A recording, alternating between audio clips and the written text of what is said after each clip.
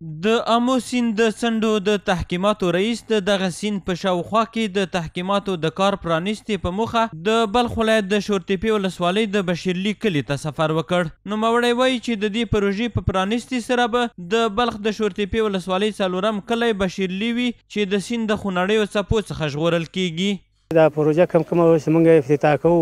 د دې ان شاء الله چې کله د دې کوم مشکل د پاره چې موږ راغلي دا مشکل خدای حل کړي نو ان شاء الله دا پروژه به خلاص شي او بیا به هغه ځای ته ځو چې کوم ځای کې د خلکو نور مشکل وي. تخمینی شاید بگوییم که در حدود شاید 1 کیلومتر ما اینجا پخته‌کاری کنیم تا که تخریبات تا وقت ما در کار ادامه میدیم. بلخوا د دغې ولسوالۍ یو شمېر اوسیدونکي د آمو سیند په شاوخوا کې د بیړنیو تحکیماتو له کار څخه خوښ دي او له اسلامي امارت غواړي چې د دې سیند د څنډو پیاوړتیا ته دوام ورکړي. انشاءالله اما تر تحکیماتی که اینجا تطبیق شده طرفای ولسوالی هم تطبیقش نمیخواهیم. تحکیمات ادامه و بعدی انجام شود که از تخریبات جدی جلوگیری شود. په ورته وخت کې د بلخ د سیندیزې حوزې رئیس هیوادوالو ته ډاډ ورکوي چې اسلامي امارت به د خلکو لپاره هر ډول اسانتیاوې برابرې کړي. خلکو ته مو ډاډ دا ده الحمدلله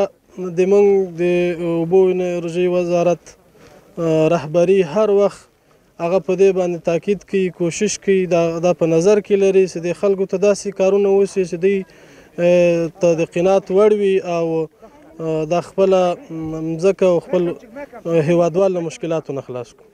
د دغو پروژو د کار پیل د تیر کال په سالواغې میاشت کې د اوبو او انرژۍ وزارت لخوا په بیړنۍ توګه پیل شوی و او تر اوسه پورې په بلخ، جوزجان، کندوز او تخار ولایتونو کې د لسګونو ډکو په جوړولو سره د آمو سیند د څپو د زیانونو او تخریب مخه نیولې ده چې د دې سیمې د اوسیدونکو ډیری ځمکې له خطر څخه ژغورلې دي.